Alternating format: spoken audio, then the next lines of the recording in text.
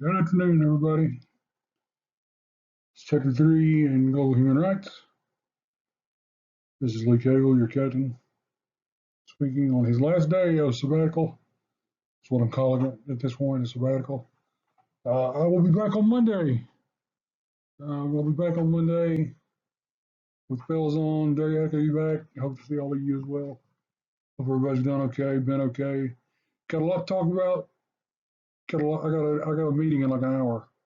So I got to hammer through this lecture real quick and try to get through this so that we can get to the meeting and get me back in the classroom on Monday.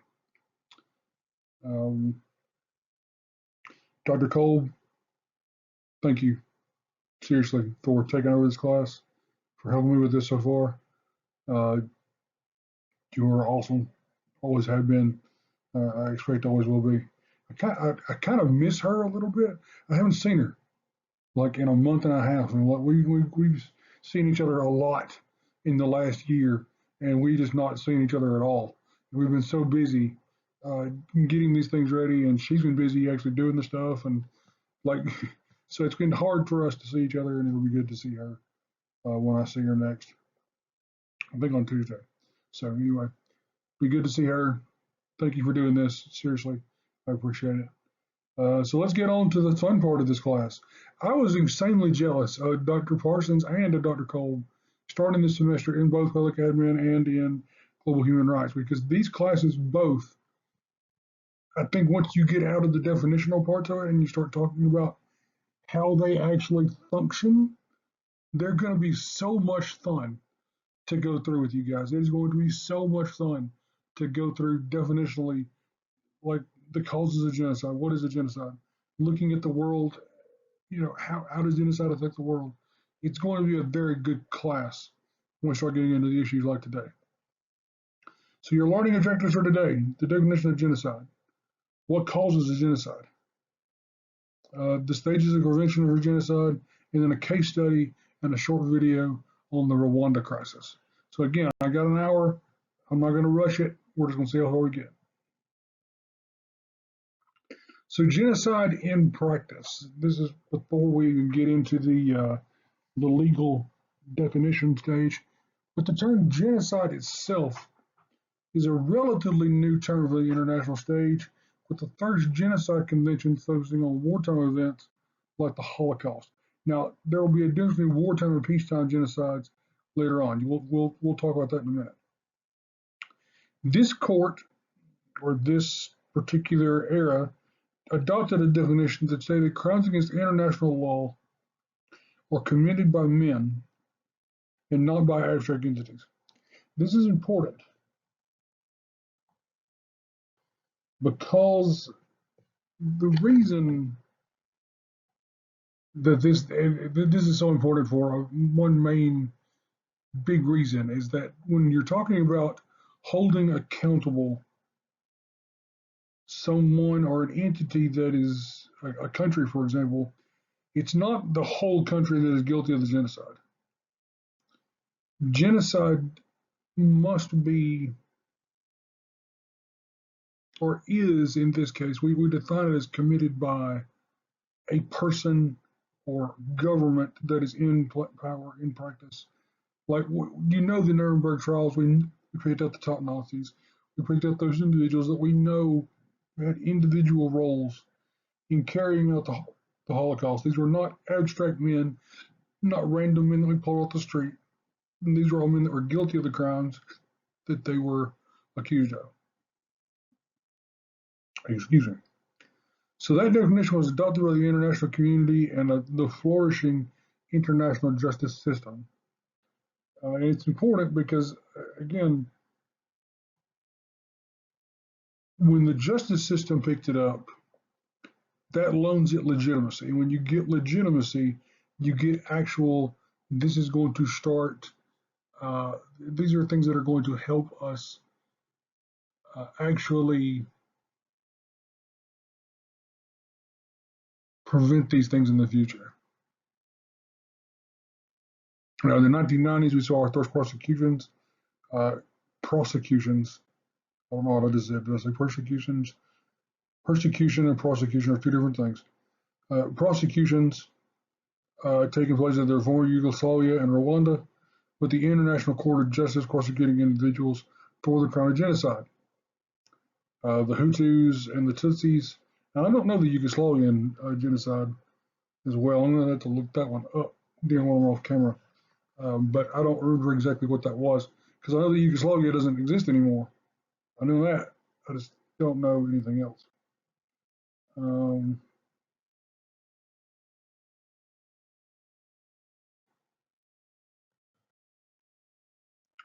so the legal definition of genocide.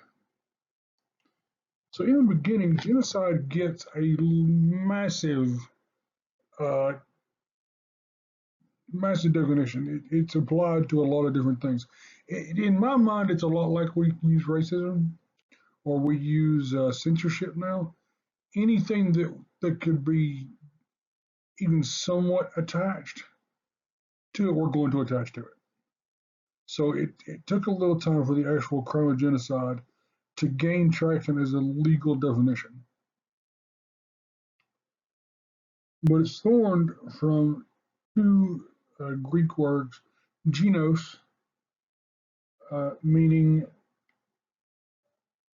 race, family, or tribe, and then side, which is to kill or murder.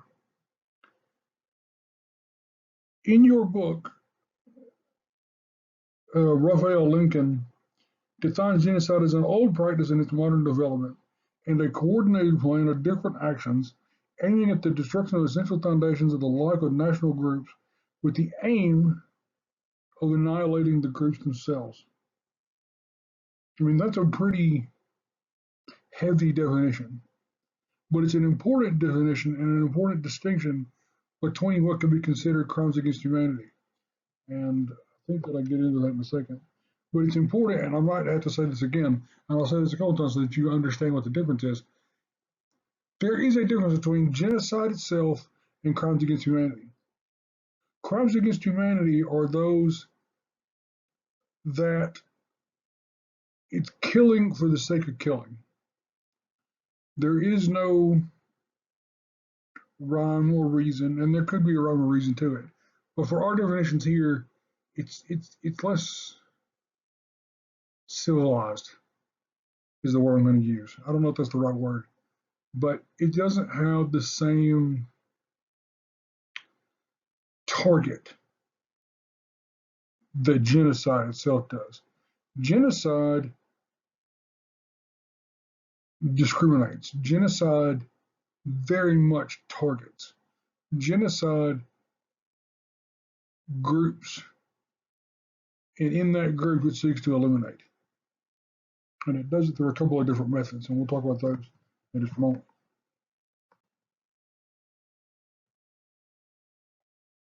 Oh, here we go.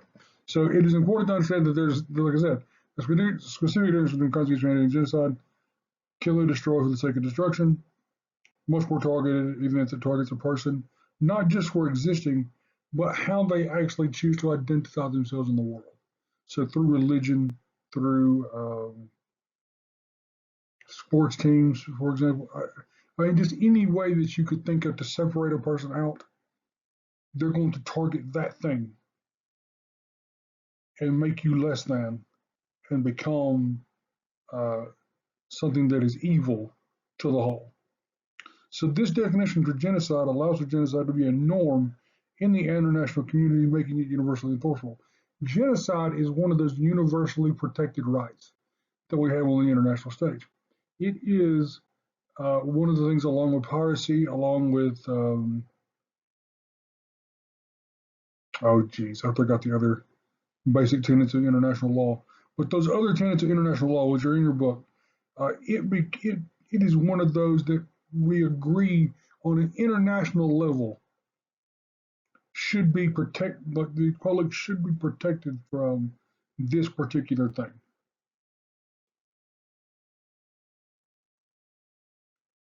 Make sure that I'm keeping up in the book here. Now, there is a convention and a commission on genocide at the international criminal level that defines genocide specifically. So, how does the commission define genocide? Well, it says In the present convention, genocide means any of the following acts committed with intent to destroy in whole or in part a national, ethnic, racial, or religious group as such. So killing members of a specific group, however they identify, grouping them together and eliminating them that way. Causing serious bodily or mental harm to members of the group. Amputations, forced sterilization, and that's actually another one at the bottom there. Anything that marks them in such a way that makes them other. Deliberately inflicting conditions of life that are designed to destroy the group in whole or in part. Think, I would consider slavery, the Holocaust, putting people in internment camps. The United States has flirted with genocide in terms of the Native Americans, in terms of black people in the civil rights era. We flirted with these things. This is something that we're going to have to grapple with later. But the enforcement mechanisms are hindered by countries that can't look in the mirror and say, "Hey, maybe I did this too." Imposing measures for members in the group. There have been rumors, and not just rumors, but like I think verified things in Georgia that illegal immigrants, and I can't remember exactly. I want to tell you that this was a more recent thing, but the immigrants were taken to facilities and actually sterilized in those facilities, which would meet this particular bar of preventing births within that group. I know we did it to Native Americans. I know we've done it to African Americans. Um, it's an ugly part of American history that we have participated in, whether we want to admit it or not. We have. And then forcibly transferring children of the group to another group. Again, go back to Native Americans. I talked to you before about Andrew Jackson, and I talked to you about the ways in which the Trail of Tears was forced by Andrew Jackson over the objections of the Supreme Court at the time, which Roger Taney told him, "Hey, you can't do this," and Jackson said, "Taney has made a decision, let him enforce it." Well, the cruel part of Andrew Jackson is that he actually adopted a Native American boy. He adopted a son from a Cherokee tribe and actually housed him in his home in Nashville at the Hermitage. And it's just one of those things that just the same thing with Thomas Jefferson and being a slave owner, but having relations with the slaves. This is one of those things that doesn't make sense. It's a pathological thing that you want to ask the question, is this for humanitarian reasons? Did this child just touch his heart? Or was this a novelty thing? Was it an experiment to see if they could civilize? Was it guilt? Like what was it that made these things happen? Uh, and in turn, this particular thing with Jackson, I don't know that you're really going to get an answer. So based on the definition, moving on, the crime of genocide is composed of two essential elements: physical acts, and mental intent, or actus reus, physical action, or mens rea, the guilty mentality. Uh, the crime of genocide is proven if it is established beyond reasonable doubt, firstly, that one of the acts listed under Article 2 of the statute was committed, and secondly, that this act was committed against a specifically targeted national, ethnical,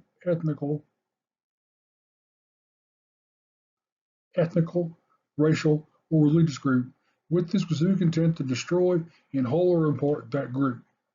Genocide, therefore, in Knott's analysis under two headings: the prohibited underlying acts and the specific genocidal intent or dolus specialis.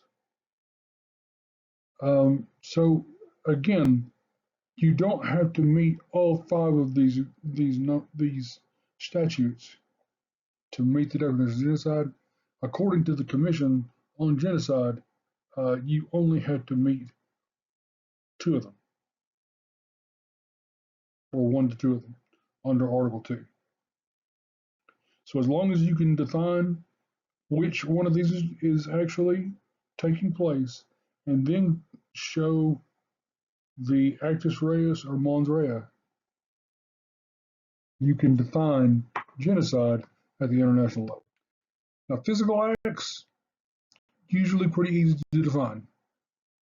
The elimination of a group and ensuring that that group is destroyed and cannot reproduce forcing extinction.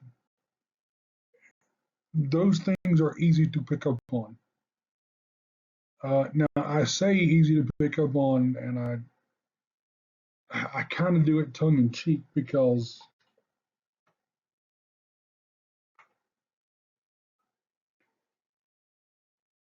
it's easier, I think, from the way that I think about it, to identify these things after the fact. For example, a blind spot in the international community is actually identifying the time before a genocide happens in order to identify it to stop it. It is difficult sometimes for the international community to get a basic definition down of what an elimination looks like when you've got to put forth the mental side of it too. Because the mental side is so hard to prove. That mental intent, unless they just straight tell you this was my intention, you have to prove it a little differently. Um,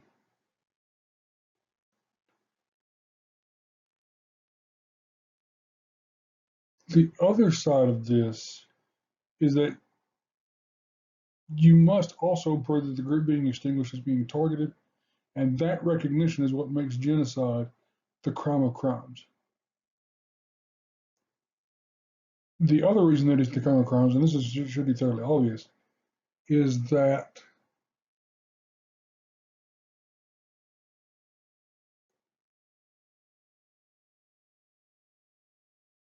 think about when you are not just extinguishing a group of people, but you're also extinguishing an entire culture. You are eliminating that thing from the world forever, or at least attempting. It is the crime of crimes because you can't rewind this. You can't take this back. Like once a nation is on this path, you can't walk it back. And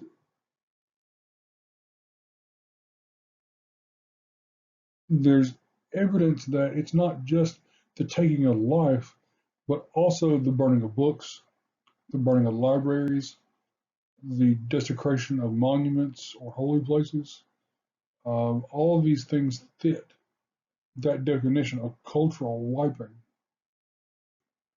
that makes genocide so uniquely terrible.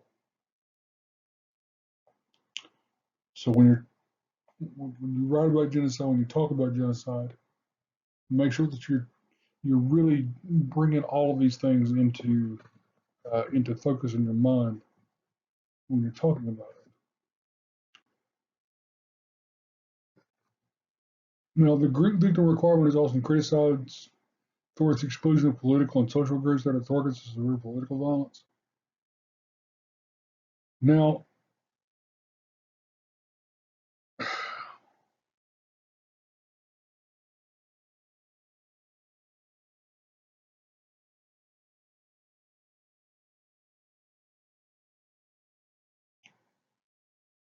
there's a movement in this country right now against transgender individuals, against gay individuals, against some that are politically motivated to protect those individuals. It has not risen, in my opinion, to the level of trying to exterminate yet, but you could argue that the methods or the mentality is getting close. Um, what I mean by that is every time that Nancy Mace gets on TV and says, "Well, could you define a woman for me?" I'm under the impression that there is no, I don't think there's a definition that's going to satisfy the Congresswoman. Her goal is not to actually get a definition for what a woman is. Her goal is to paint you into a corner and get you in an aha moment in a political trap that you can't get out of. That is a symptom of political violence. When it's making somebody that, obviously this person can't meet even a basic standard of what is normal, and she's trying to rewrite what normal is for this person. Like, I know it's a little bit of a, maybe a little bit of a stretch there, but, and maybe Dr. Cole is in the room and she can help me kind of get to what I'm saying here. It's important to understand that our country is built to adapt to new normals, just like the international community is. And if we are not careful, we can get stuck in old-headed thinking and step backwards instead of forward. And this whole what is a woman, demonizing certain political parties, demonizing certain political beliefs without any real reason is a symptom of potential problems down the road. So let's talk about the causes and prevention of genocide. Now, obviously, the obvious cover for most genocides historically is war. Now, I write here that war changes the calculus of not just the countries involved, but also the people inside of those countries, making human life just a tally on the wall instead of a whole life. Now, what I mean by this is when you go to war, leaders have to make different kinds of decisions. It becomes easier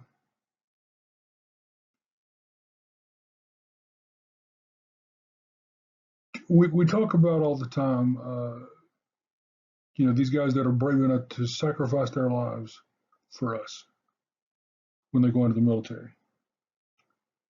We talk about brave souls that go out into war and lose their lives in conflict, and we revere their memories. But a lot of times when we're actually going into the conflict itself, it's like we almost forget in a way that we're sending a life, that we're sending a person.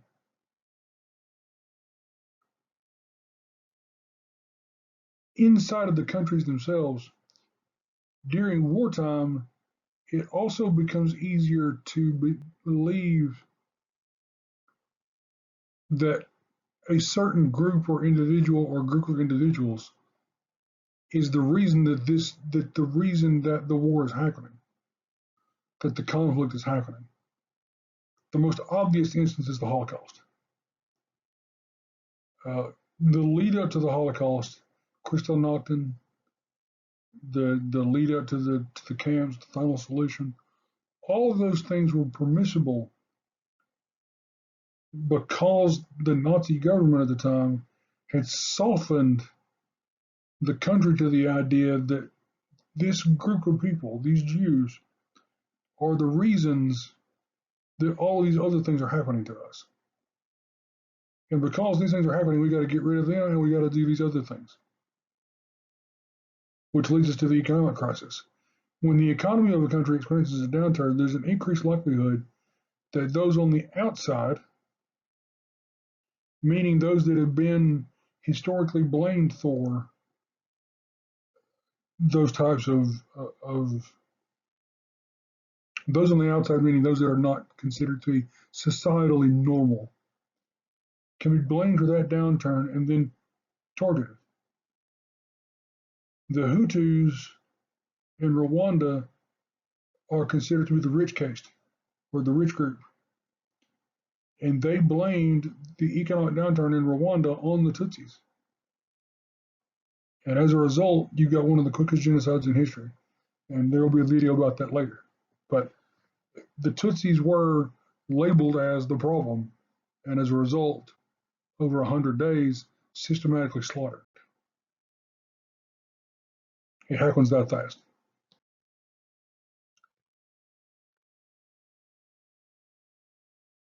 Exclusive political ideology.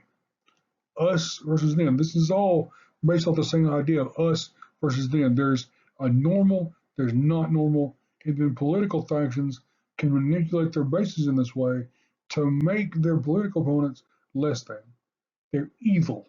They are not worthy of us, not worthy of, or the enemy within, weighing down the nation. They're not right in the head.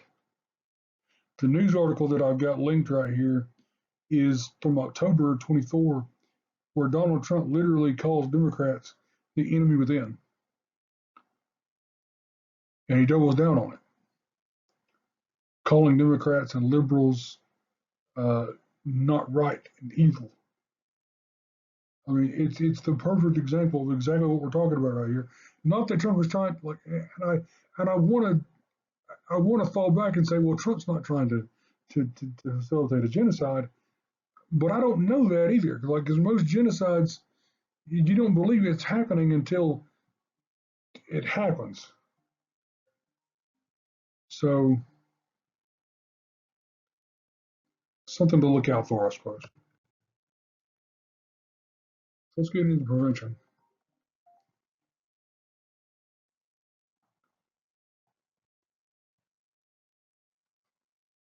The world is now acutely aware, so I was getting a phone call, of the danger that genocide presents to the population as a whole, and the population of the whole world, by the way, and that genocide itself can come out of nowhere. This leads to the problem, which is that most genocides happen within a completely reasonable timeline that is identified only after the atrocities have taken place.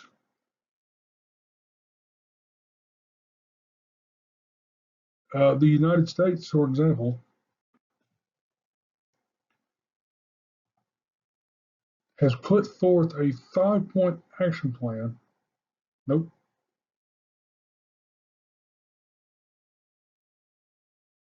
This is the Elie Wiesel genocide plan, ensuring that genocides can be identified and reacted to in a way that effectively shuts it down before it gets out of control. Let's see.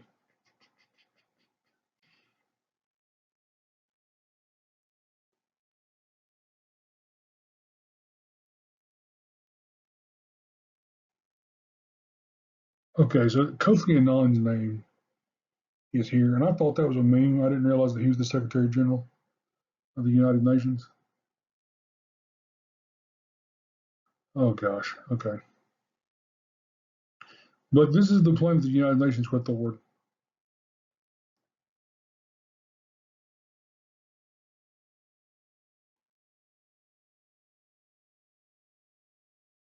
The 5-point plan, preventing armed conflict, which again, we already know, provides the context of genocide, protection of civilians inside of the armed conflict.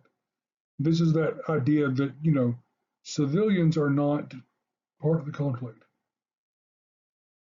It's just the soldiers. And you do your best to keep civilians out of it. And I'm looking at you, Israel. Uh, ending impunity through judicial action in both national and international courts. This is again the threat that if you do these things, you will be prosecuted on the other side. And then early and clear warning of situations that could potentially degenerate into genocide and the development of the United Nations capacity to analyze and manage information, and then swift and decisive action along a continuum of steps, including military action. All of these things are great in theory. We all have a responsibility to protect. And sovereignty, which is, of course, the ability of a nation to protect itself from threats without. Also, in the context of genocide, means that you have to protect yourself from threats from within. And in the international law community, if for any reason a nation fails in that responsibility to protect itself, fails in their responsibility to protect itself from genocide, either from without, meaning another country comes into it and commits that genocide against it, or if for some reason a group inside of that community comes forward and attacks it. The international community has an obligation to step in and prevent it from happening. This is another thing that the Trump administration just does not believe that the United States has any kind of obligation to the international community at all. And none of this works if the international community is not on the same page. I'm going to beat that drum to the entire class. It is not going to work unless we are all on board together. Now let's get into the prevention phase. So pre-genocide prevention. The prevention process begins making genocide difficult in the ways that most people would expect. First of all, it's against the law. Just point blank period, against the law. And you hope that by just making it against the law, most countries will weigh the options of if we do this, then this, and say, okay, we're not going to do this. That it's just not cool to kill entire groups of people. This stage also depends on other countries looking for and taking active steps to prevent the events from happening at all. We have to help each other prevent these things. We have to be able to be honest brokers with each other and say, the thing that's happening is not cool. It's not good. So this can take the form of diplomatic interventions like sanctions or straight threat that if you do this, we will prosecute you on the international level. Now, it didn't seem to work for the Palestinians and Israelis, but again, those groups don't recognize the International Criminal Court anyway, and until they do, like I just said, it's not going to work until we all come together and make it work together. Now, active prevention.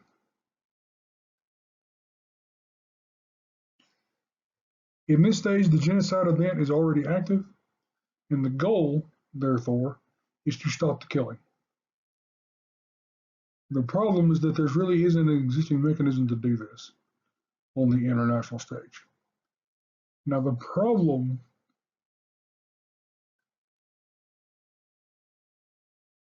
is that the wording of the genocide conventions and the UN Security Council is a little vague. And it was made that way and it was ratified this way by the member nations of the Security Council pretty much so that they could, if they did a genocide themselves, they would be in the clear. And I wish I was kidding. But that's essentially what happened here. We've already talked about the UN Security Council in Chapter 2. And remember, to intervene in any international crisis, it takes a vote of the UN Security Council. And only one vote from that council can veto the action. So That's problematic at best. Um,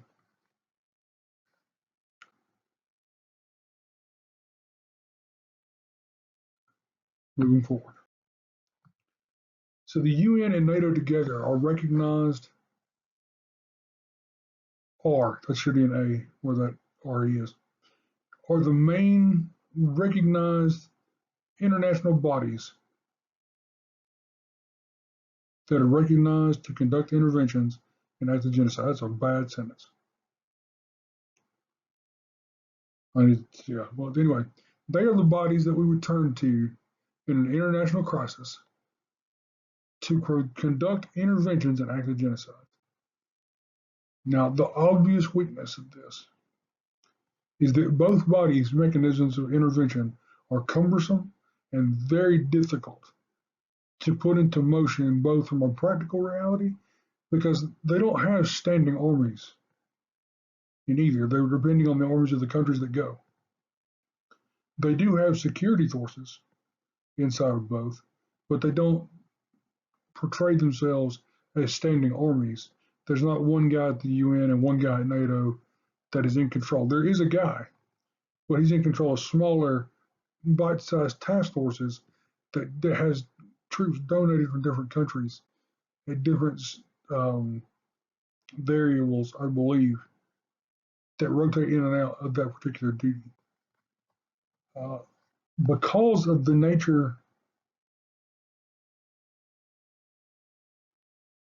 of this cumbersomeness, that's not a word.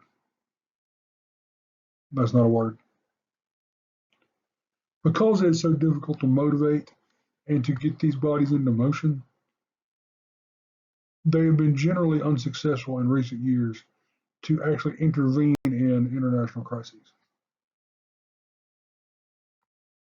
Now, in the aftermath of a genocide, there is a rebuilding phase. This rebuilding phase begins with a search for justice for the victims of the atrocities.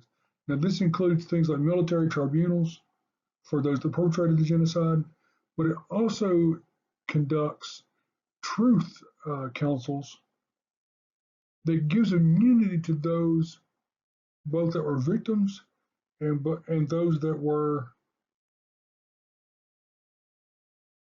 actually conducting violence itself.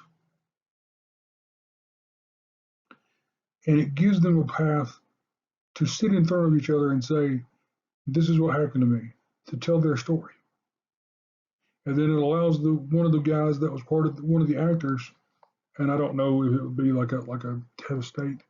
The book doesn't really approach that part of it, but it allows for somebody that was actually an active part of it to get immunity and sit and say, I'm sorry, and seek forgiveness from those that actually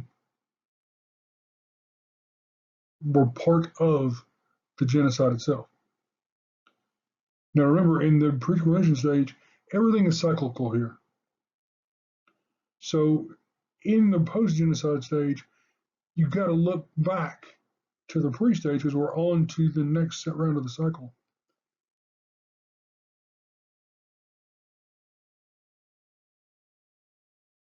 Prevention, or the threat of prosecution, excuse me.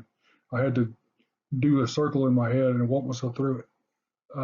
The threat of prosecution is one of the incentives to not commit genocide. This is where that really comes into practice. They're going to show you this is what happens if you do. This is what happens if you say commit a genocide and then, you know, this is what's going to happen to you if we catch you. There's also a memorialization phase. Now, the memorialization phase is where monuments and museums are erected to remember the tragedies, and hopefully, what you hope for in this case is that memory serves as a trigger to stop those actions from ever happening again. And that's where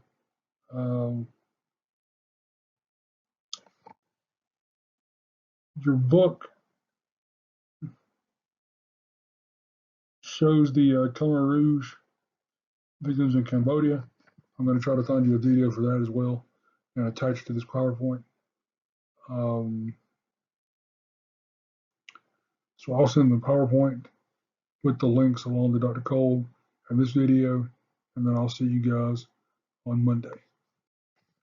See you soon, guys.